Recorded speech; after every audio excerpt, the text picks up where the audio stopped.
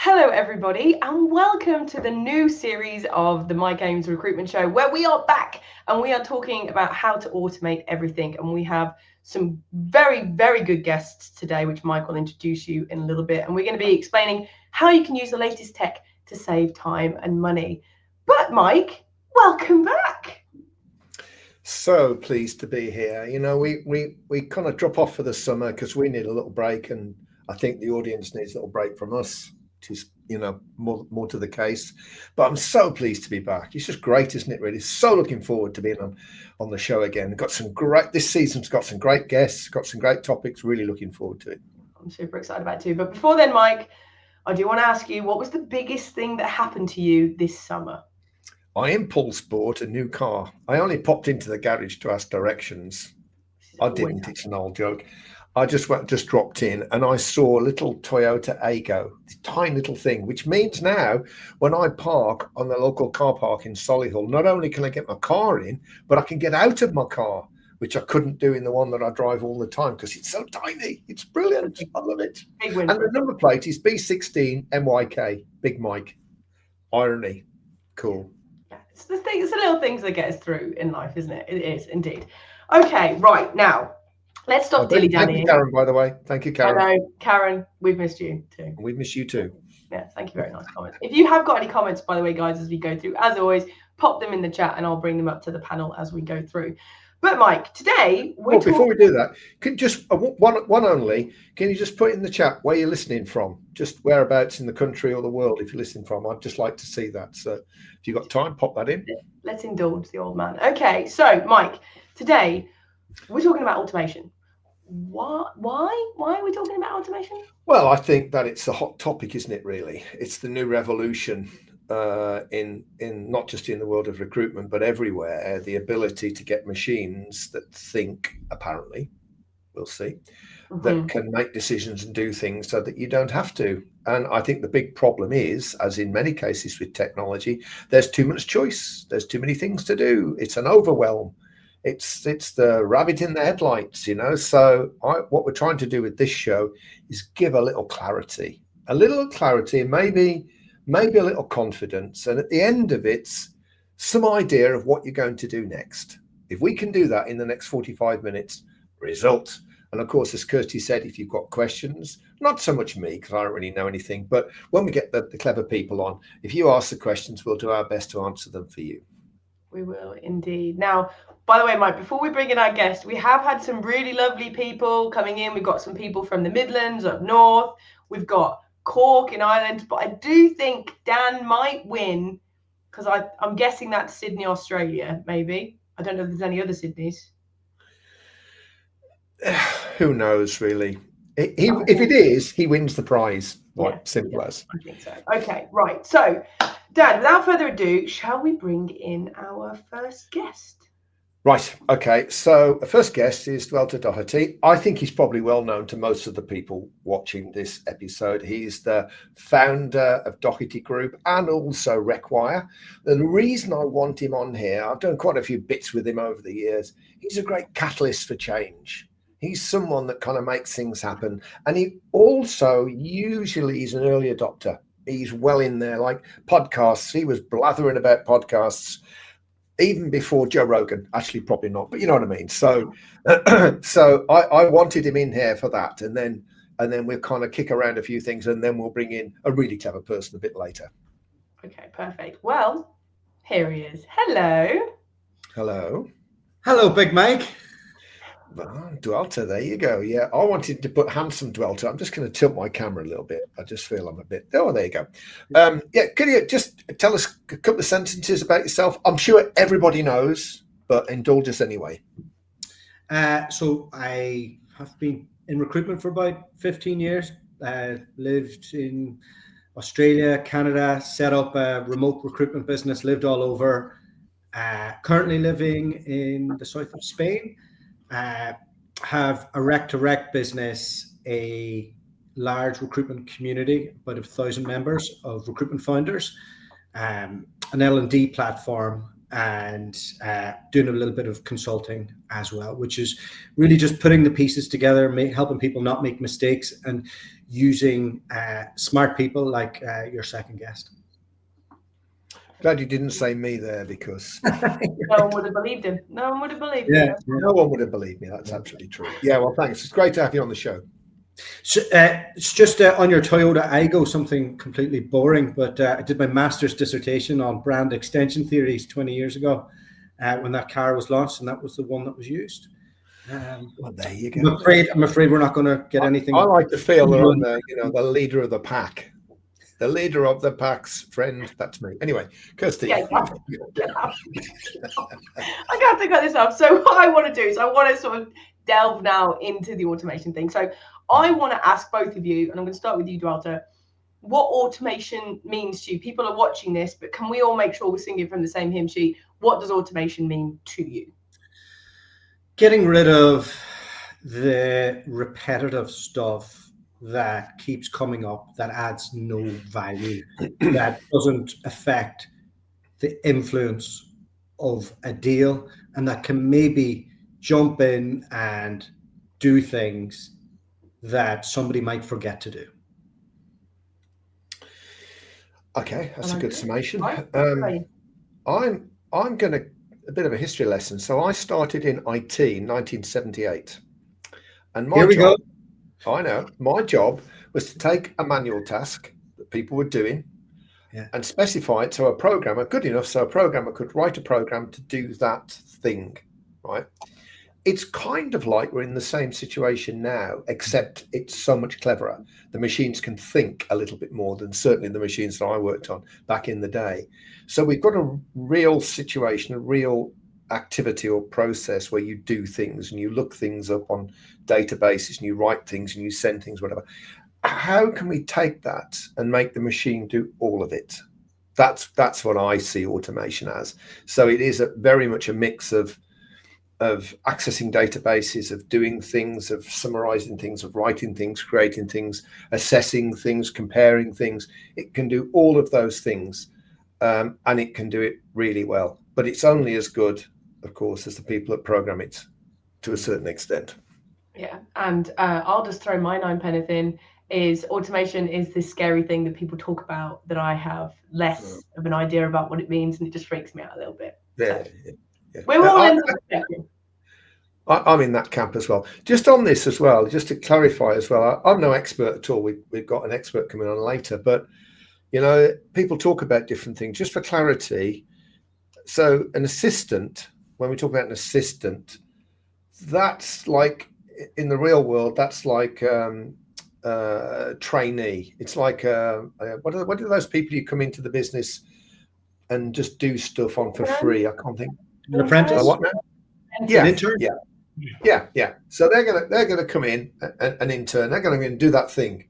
You tell them to do that thing. So that's how we use ChatGPT, really. And I know there's a bit more to it than this, but just to simplify it, we asked, just do this, just do that, and you can store them so you can do it over and over again. An agent is like a manager, if you use the same analogy, a manager. So it decides now which assistant it calls to do what. And depending on what happens, it would call that one or that one and make these assistants do something at the end. And it's linking things together. And really, it's agents that we're talking about really here. I mean, it's not quite simple as that, but simplicity is a benefit, I think. And then you may have heard the word framework. Frameworks are just platforms to do all this stuff on. So you've got AutoGen or AutoGPT, or I think LangChain, that's one of them. We use a simplified one called N8N to do all of this stuff. It's where you actually build workflows, but part of those workflows can be agents and assistants as well. So that if we use those nomenclature, that's what we mean. Yeah. But in order to use this, you don't necessarily have to know how it all works. You don't necessarily need to know all of those things, but you just need to, as we go through this, they might be words that pop up. And that's what we mean by them. Okay. So I feel like I want to get into this kind of bigger question now, which is we've got this, and people who are watching this are probably going to fall into two camps. One, they have absolutely no idea about automation. They know they need to do it. They know everybody else is talking about it. They've got no idea where they can use it. And they've got some people who are already fiddling with it, but perhaps haven't, figured out the reaches of it, what it can do. So can we talk about where we actually are best placed to use automation? Sure. Dualta, coming to you first. Over to you, Dualta. Yeah, Kirsty normally brings us in. We were sitting there waiting for I'm sorry, She guys. was supposed to be like, I've been off on break. she was supposed to be like an agent then, bringing us in, right? You assistant, didn't you come? See what I did there? Yeah. Metaphor. Sorry, Dualta, up to you. Well, I like to always talk about things that I'm actually using it for at the moment. So I think most of us are using it for content at the moment. We go into ChatGPT, it helps us write things, and we get that done quicker. And that's the easiest first thing that we can all do. But if we want to look at how we can maybe use it as a sales enablement tool, which I think Mike will be going into a lot more detail on that. But maybe I can just speak to it from a big picture perspective.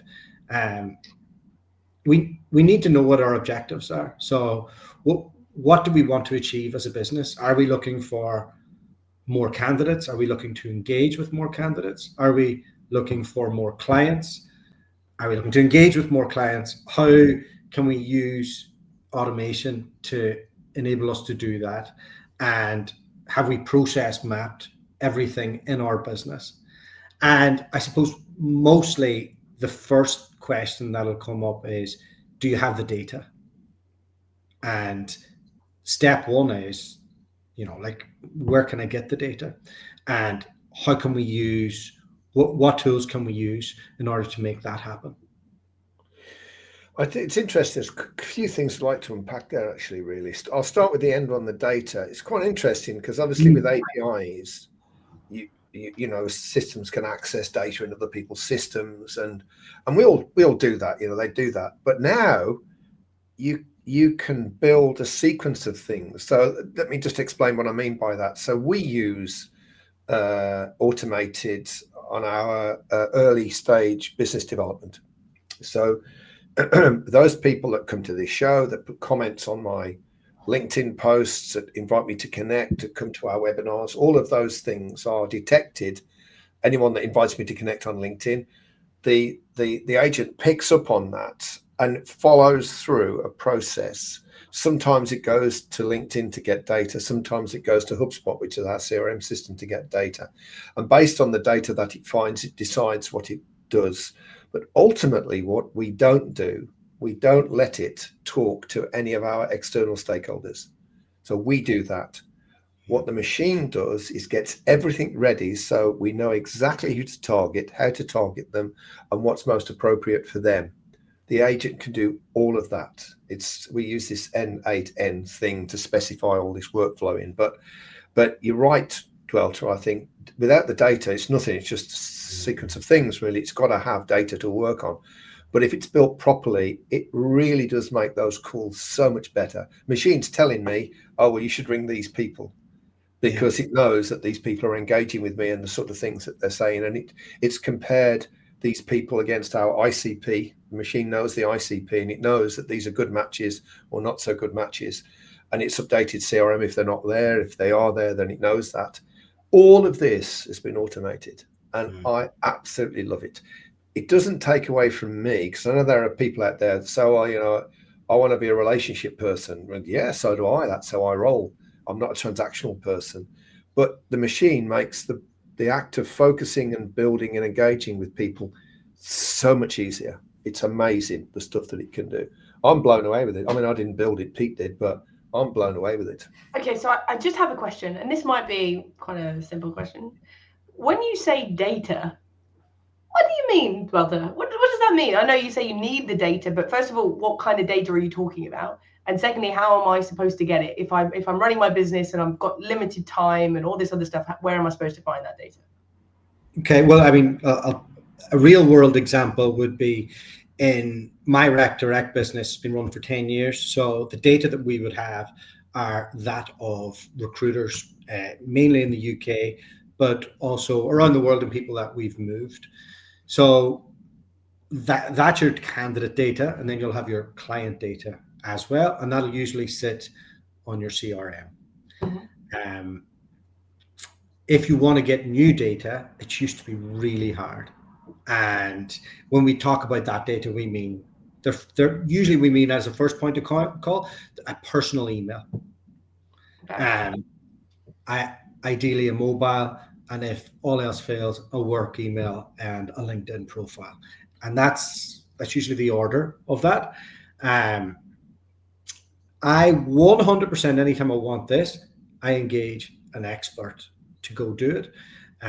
So somebody like Mike who's going to come on and talk about clay in a lot more detail, I would go to people like that and say, this is what I need. And then they'll quiz back, why do you need it? How should we engage? Because the real danger is, as Mike was saying, is that if you spam people, you'll piss them off.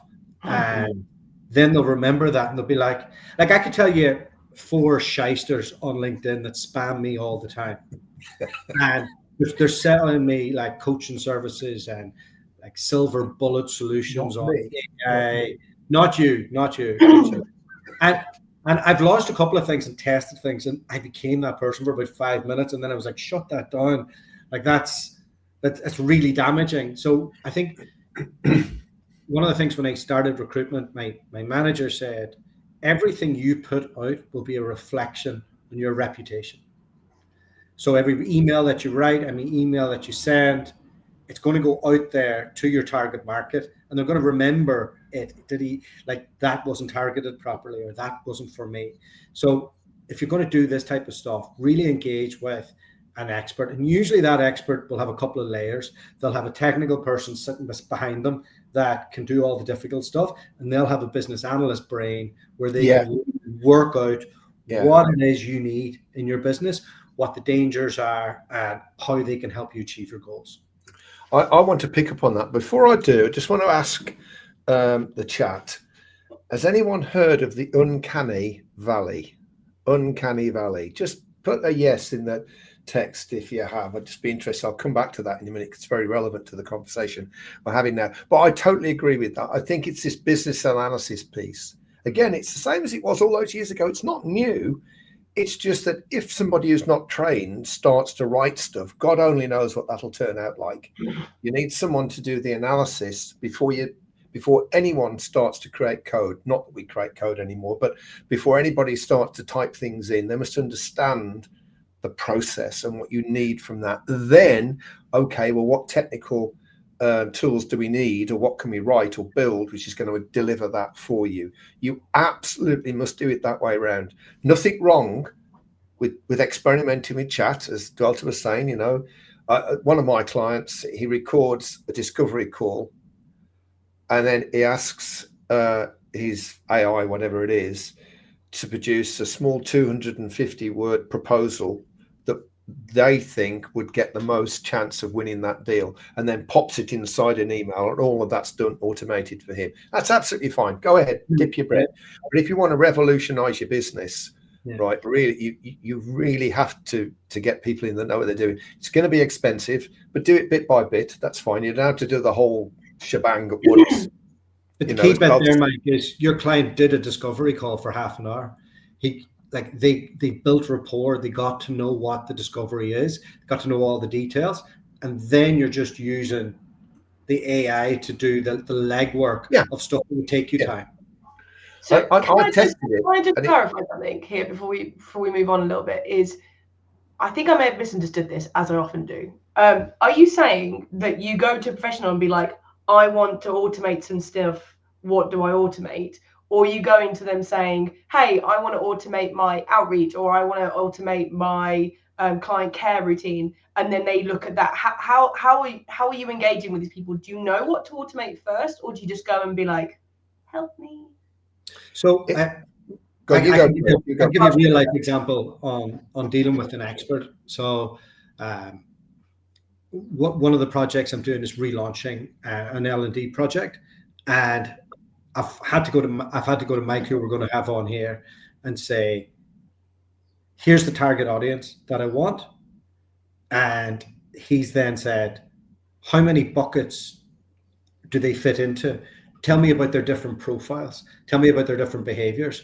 So then I have to analyze what the segmentation is there and feed it to him. And then he has to come back and say, okay, well, look, here maybe is the communications I would suggest and the funnel that I would suggest in order to get a call that's booked, because that's ultimately what we're after. We're after that discovery call, and he needs to have that marketing genius in his way of working to be able to give me all of that and to be able to ask the right questions so he gets my expertise out of me.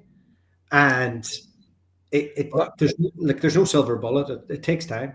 I used to be a business analyst in the 80s. It was my job for about 2.5 years.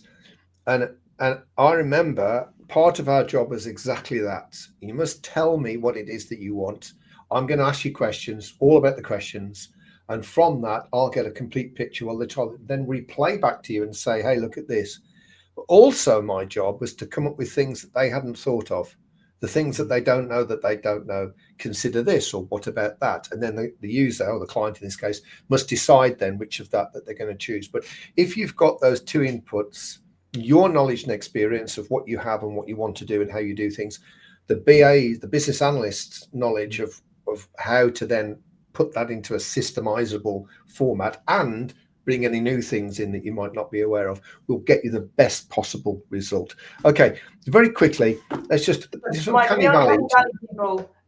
Martin asked, "Is it in Wales? Is that where the Uncanny Valley?" Yeah, it happens in Wales, I would imagine. Yeah, bring up Gemma's, because Gemma's is the one really. Gemma said, "Yes, robots giving you the ick is what Uncanny Valley." Yeah, I tell you why this is important.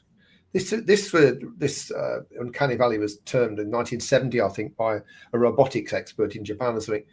And he said the closer that the robots came to be like humans, the more we feel uncomfortable with them. That's what it means. And you can tell now, I don't know whether anyone's the same when they get clips on Facebook, Reels. They've been AI generated, but they look like movies, but they've got some woman interviewing some old bloke at a conference or something, whatever. And you can tell it's AI, and it just feels a bit ick. It feels a bit Now, the reason that's relevant now is the more you put things in front of people as if it's been delivered by a person, human beings can spot that, and they don't like it. So you have to be very careful in what you promote and what you present, which is why I say if you're going to go out to people, I'm not talking about emailing people, which we all do, but if you're going to go out to people, certainly the people that you want as clients, it's you that does that. What the machine has done has made that easy.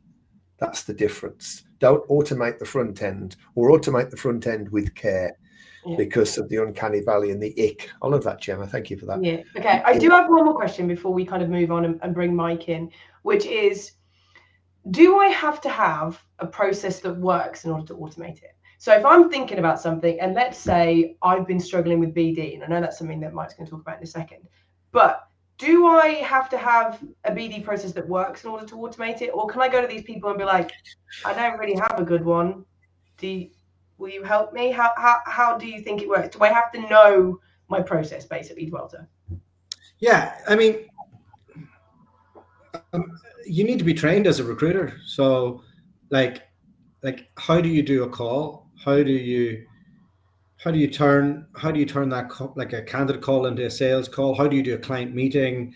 How do you know how to present a candidate to a client? Like, you still need all the basics, and you need to be able to handle your objections and all the stuff that you'll learn at a good agency or in any good recruitment training program. So you need to have the expertise, and like anything, you need product market fit. If you get a good BA though, because what people find very difficult is to be able to represent what they know. They know it, they do it. They're what they call unconsciously competent. So they just automatically do stuff, but they can't really bring it out. And what a really good BA will do is drag that out of you and specify it in a way that you look at it and say, yeah, that's exactly what I do. Whereas at the beginning, you didn't know what you did. You just do it. It's like driving a car, say a new Ago with a gearbox. You change gears. You don't think, I've been waiting to fall out with you the whole show. So like, this is great. Now, right there. Yeah, early days. I have a pet peeve of people with no recruitment experience jumping in, automating things, and then just trying to wing client presentations, not having a clue what they're doing, because you can have all the automation and then you turn up and you don't know how to do it. You don't know, like, you're trying to figure out your objections on the call, and it's a disaster. So no, I don't think we disagree about that. I agree with that. You should never automate a problem. If you've got an area which doesn't work, if you automate it, it just doesn't work more efficiently, right? And again, what a good BA will do is help you sort that out. Part of my job was to make things better and then computerize it. It's the same now. Take the expertise from the recruiter. If you can improve it, if you can streamline it, great, do that. But ultimately, you must have something that works before you automate it. Otherwise, it's shit. But Mike, if they don't have the experience, that's what Kirsty said. If they don't have the experience on what a good BD process looks like, you can't extract it. Yeah. Well, that's interesting because as a BA, I used to work on all sorts of systems that I didn't know about.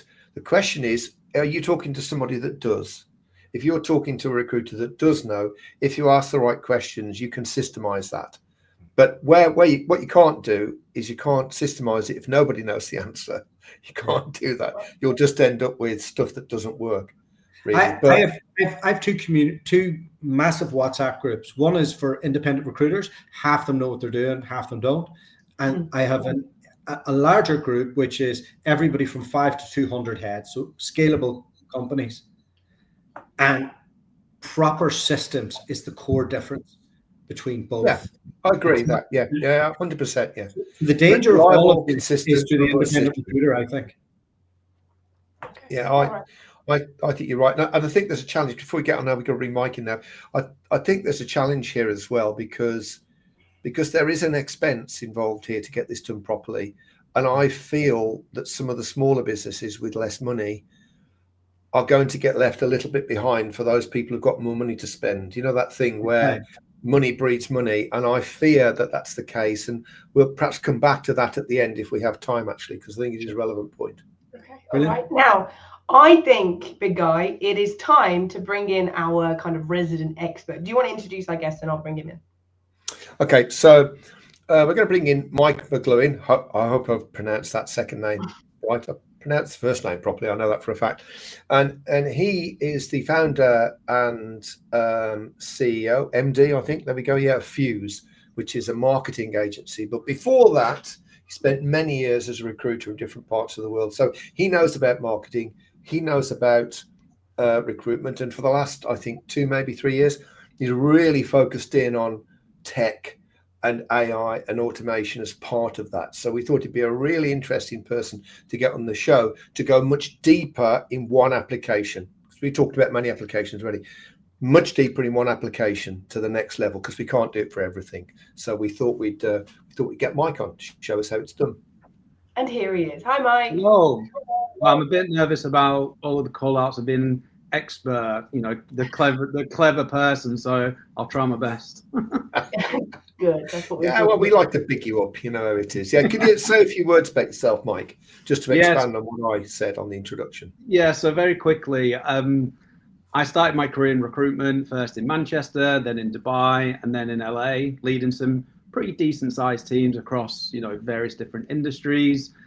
Over the last 8 and 9 years, I've been specifically focused on brand, digital marketing, specifically to the recruitment industry. So in that journey, and especially over the last 2.5 years, is what AI, automation, and tech is doing to the industry. I'll come at it from a slightly different lens, from a BD standpoint, and just what is possible in terms of things that just didn't exist a couple of years ago. So a lot has changed in that time. And I think, to a couple of your points as well, is that I think a lot of recruitment leaders and, people who are running agencies are getting a little bit overwhelmed because it seems like something is coming out every single day that's going to fix your pipeline with AI, which a lot of the times is just a lot. For $199, it's yours. Yeah, I know. It's like 12 grand, I've seen. Like 12 grand, I'll fix it, and then afterwards, did they fix it? Okay, all right. So, Kirsty, over to you. Okay, so first, Mike, before we kind of move on to what I want to talk about, we've obviously spoken about a couple of things you've been waiting in our green room. Is there anything that you wanted to add based on what we've already spoken about quickly before we move on? Yeah, I think the main one is what Mike and Dualta both said, is that you need to have strategy first. and tech second, because if you get that the wrong way around, you're just plugging in things that are ultimately not going to work. So for me, process systems are number one, understanding what that end goal is, whether it's BD, whether it's trying to automate processes.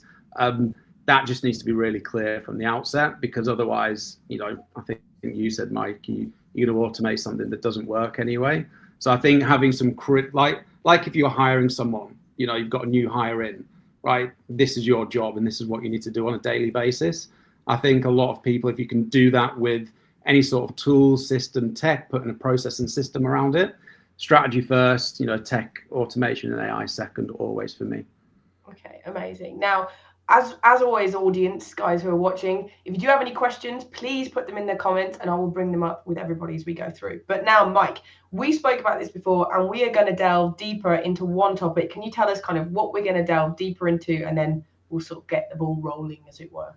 Sure. So there is a lot to talk about, and I'm going to try and come at it as a tight angle as possible. I think for me, recruitment has always been like a signal-based industry. And what I mean by that, where if a job gets posted, if someone leaves that job, if there's funding, if there's team changes, if there's any one of those signals happens, it usually means there's an opportunity within recruitment. And I go back to my days when, I was a recruiter. It's like, bring around your old clients, see who's hiring, speak to the people who have recently left their jobs. Realistically now, what we go very deep on is a tool called Clay. You can find out in real time, every single time that thing is happening. So anyone posts a job is like the simple one, but when someone leaves a job, whenever it is public record on LinkedIn or any of these databases, you can find out instantly when that happens. And for me, that's just giving recruiters and leaders, the time and the intent to go and act on those signals, whether it is automation.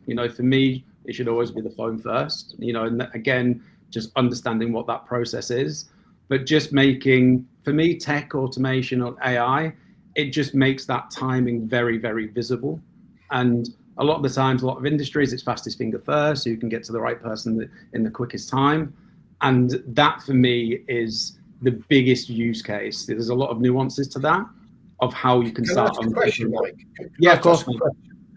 All right, I think I know the answer to this, but I just want clarity on you. LinkedIn recently has started clamping down on third-party software vendors who rip off their data. I gather that Apollo's in a spot of bother with it, really. So can you give us reassurances that if we build an automated system around Clay, where a lot of this data or a lot of people data sits, that Clay's going to be okay? It's not going to be one of those that LinkedIn are going to say, no, Ixnay, you can't use our data. Yeah, so I've got a friend who works, pretty senior in Dubai, and he was basically partnerships person at LinkedIn. And all of those things are things that need to happen on LinkedIn for me personally, because they're essentially protecting their product.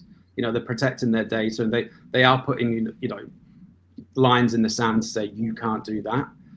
I'm not, don't take this, I'm not an expert on what those rules are, but the things like Apollo and those other ones, it's very much like data scraping. We're going to get your data through this. Things like Clay, it's more of the signal-based stuff.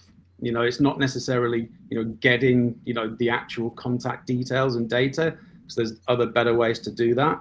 But it's more just analyzing what's going on. If someone leaves a job, or like I've mentioned before, that's what, Clay does. And, just for the record, Clay has just had a native integration with LinkedIn as well. So they are an approved vendor, of LinkedIn. So because they just see the power of, what it is doing. It's more if you just start abusing, those type of platforms, and, you're just sending out 100 messages a day on, some of these automation LinkedIn tools. And, it's all about the quality of what that message looks like, and, how it's being received. So, there in the terms and conditions in LinkedIn, it always says you can't use third-party tools, of course, but using it in a strategic way, you will be all right. Okay, All right. Okay. Perfect. Thank you very much for that. So I think sometimes, Mike, these things come to life a little more when we have kind of a real world example. So when we were talking earlier, Dualta came up with the idea of people are looking to find a new niche, either a new area. Like I think you said earlier, Dualta, oh, I'm in engineering recruitment, and that's a really good place to be in America right now. I'm UK based. If they came to you for this process, what kind of things would you do? What would you run through? Yeah, I mean, recruiting's been tough over the last couple of years for a lot of people in a lot of industries. And what you can do with these type of things is shift very quickly. So, for example, renewables in the US in certain sort of niches are just dried up for various different reasons. Usually it takes right, we need to train up recruiters to say, right, we need to go map your market, see who's hiring, see who those decision makers are. And that is just a very quite long and arduous process. What you can do with the tools that are available now is map lookalike and adjacent industries. So if you're in power and distribution, you've got similar sort of candidates. Can you plug those into a different sort of niche? And you can do that not going to say instantly, but you can have a really good map of those markets. But going a bit more forward thinking than that as well. If you've got other recruiters that you've got coming into the business in the next, quarter or the next 2-3 months, you can give them a really good platform to say, right, here's the market that we've mapped, here's the people who are hiring, and giving them that platform, outside of relying on the networks that they've already got as well.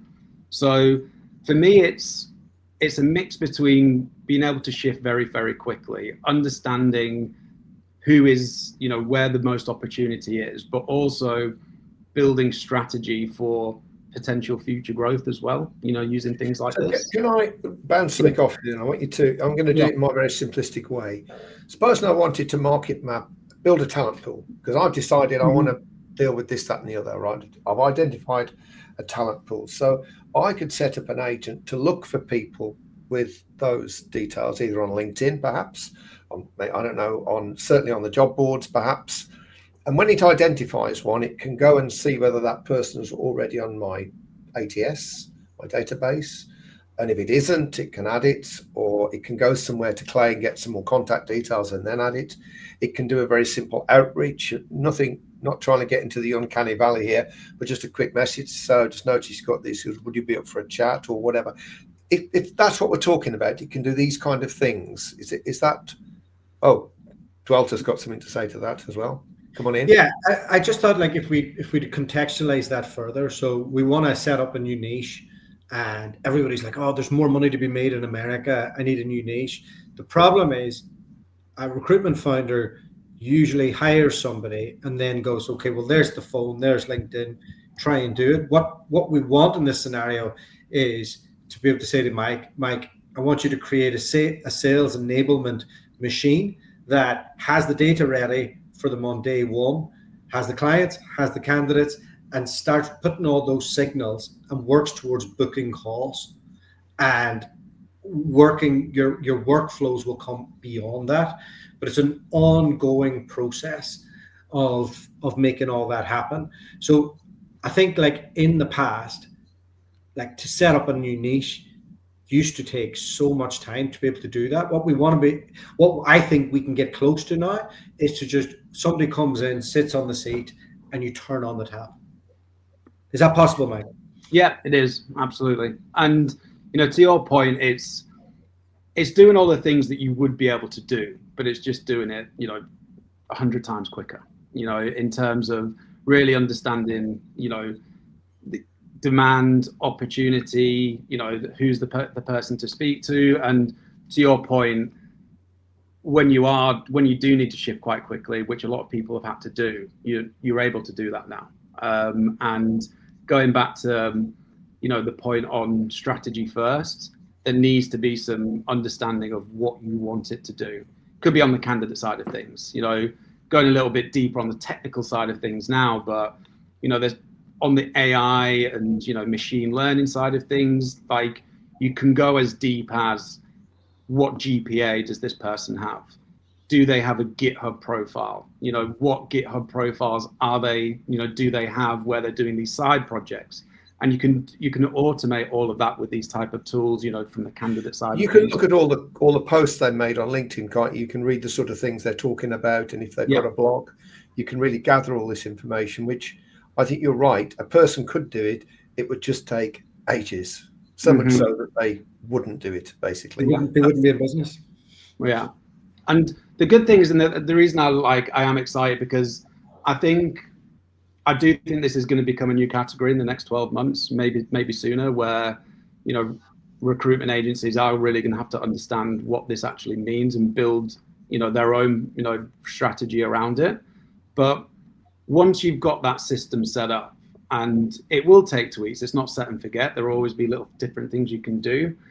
I think it's going to be one of those ones where when recruiters do change jobs, it's like, right, what systems have you got set up? Because I've just come from this one agency that gives me all of this really rich access.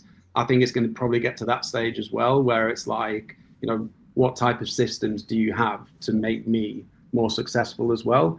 I don't think it's, you know, that's not the immediate, but that's what I'm future thinking of, like, you know, when you're trying to attract good talent and good recruiters, because for me, it's always going to be a relationships-led business. And I don't think we're very, very far away that, you know, it's going to be, you're not going to be able to automate a client and candidate relationship for a long time. I might be wrong, but the good recruiters who can do that and manage that and develop business and develop relationships, they're going to be asking those questions of, like, you know, what type of systems you have in place. And I think, sorry, mate. Walter, yeah. No, just to further on that, if we look at, like, jobs are going to diminish out there with AI, or until new categories of jobs like open up. So us as agency leaders are going to have to pivot really quick to go, there's actually a market in Chicago that does this. We need to turn on that tap quick. And I think, like, we're going to have to think on our feet really quick and have these type of sales enablement experts in our business to be able to make that happen, because the old categories aren't going to stay the way that they are. So I think it's going to be faster than the next 18 months. I think you're right. I think the speed of change on this, I know Kirsty's prompting me because we've got to wind up fairly soon, but and we haven't done the promo for next week's show. But I think that the speed of these disruptive technologies is getting faster and faster. And you know, it's not like, oh, we got 3 or 4 years for this. I don't think so. I think it's much less than that. And as soon as some people start to break and really get the benefits from this, if you don't keep up, you've got to replan how you approach things. And if you are a small outfit and you can't afford to do this and you can't afford to invest in this, you can invest in some of the smaller tools. You're just not linking them up into agents. And you have to go down on something the machines can't do, which is relationships. That is your defense, actually. And we've got a show on that coming up, I think. But this is the new world now, and you can't ignore it. You've either got to embrace it or figure out an alternative that doesn't need it, because you can't do nothing, I'm afraid. Indeed. Now, unfortunately, as Mike has mentioned, we have come towards the end of the show. If you do have any last minute questions that you want to bring to the panel, please pop them in the comments and I'll make sure that they do that. And in a second, Mike and Dualta, I'm coming to you for the top tips. But before then, Big Mike, can we talk about next week's show, or next show in a Yeah, well, we're going to be talking about this partly because of this show being on AI and a belief that AI can get through to decision makers and get things that you want, which sometimes it can, but sometimes it can't, particularly for the high value decision makers. So we're going to talk of different ways that you can get a conversation with a high value decision maker who basically doesn't want to speak with you and is fed up of all the emails and LinkedIn messages they're getting. How can you talk to those guys? So that's what we're going to do in 2 weeks' time. Amazing. Very excited about that. Okay, guys, I am at the point now where we are at top tips. So Dualta, I'm going to come to you first. People have watched the show and you guys have dropped a lot of knowledge, a lot of things, but sometimes that can be a bit overwhelming. So from your point of view, what is the thing that they need to take away from this, the thing that they need to do first? Can I give you 2 things? I'll allow it. Okay. So the first thing, and it's more of a point, is Mike isn't going to make you a better recruiter or give you product market fit. So you need to be good at all that stuff first. And then the second thing I would say is you also need to understand what your process map is. So if like, how do you find your candidates? How do you find your clients? How do you bring your candidates to your clients? And all those different systems, you need to understand what they are, and or work with somebody like Mike to be able to do that. Amazing. Thank you very much. Yeah, I haven't got one, but that last one that he said is mine as well. So there you go. Jumping on Dualta's bandwagon. I see how this is. Okay. All right. Now, Mike, your top tip for people who are watching this. Yeah, I think it's the first thing I would do is probably just review what's currently working in your tech stack, because I think a lot of people potentially running some like old tech that's maybe not doing as well as it should be. So I think it's having a current review, what's working and what's not. I would suggest, maybe I'm a bit biased, but I would tell every single recruitment leader out there to go heavy on Clay. It's built for rec. It's built for recruitment. Understanding what that engine can do for, market intelligence, market mapping, getting to those decision makers quickly. There's a lot of good talent out there that can, do that. And I think just taking that first step and understanding what it can do, some great courses out there, that's what I do. I'd have a real serious look at what Clay can do for recruitment. Can I echo that as well? Can I pretend that's mine as well? Just jumping on people's bandwagons here, Dad. I don't know what's going on. Okay. All right. Now, speaking of tech stacks, Mike, just quickly, you did mention that you have a tech stack that you are kindly allowing us to make public to everybody watching this. Can you just explain what that is, and then I'll tell people how they can best get it? Sure. It's basically giving what we use, like how we run these, what our infrastructure looks like, whether it's Clay, the email infrastructure, the signaling infrastructure, where we get data, all of those different things, how to use it, how to run it. Just essentially our, bit of our, just everything that we like, that builds up, a system. So yeah, more than happy to share anything, Guys, if you want that, if you put tech stack in the comments, whether you're watching this on LinkedIn or you're watching this on YouTube, put tech stack in the comments and I will make sure that you get that. So tech stack in the comments and I'll make sure you get that. Okay, we have come to the end of the show. Now, Dualta and Mike, if people are watching this and they still have questions, they still have queries, they want to talk to you about things, is the best thing for both of you to just connect with you on LinkedIn and then they can ask you kind of questions moving forward? Yeah, connect with me on LinkedIn. I've got a recruitment community they can join for free. So do that. Amazing. And Mike, same for you? Yep, same for me. I'm on LinkedIn a horrible amount of the day, so we'll get back to you pretty quickly.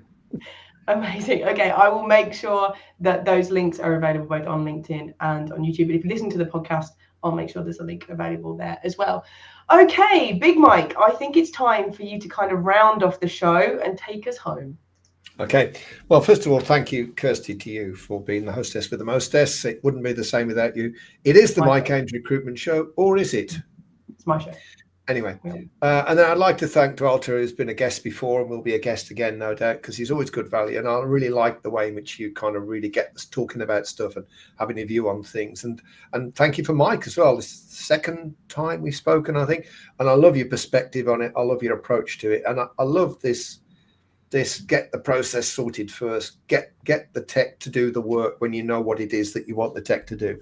100% agree with that, being an old IT guy that I am. So thank you very much. And also to the viewers for being very active on the chat and being part of our community.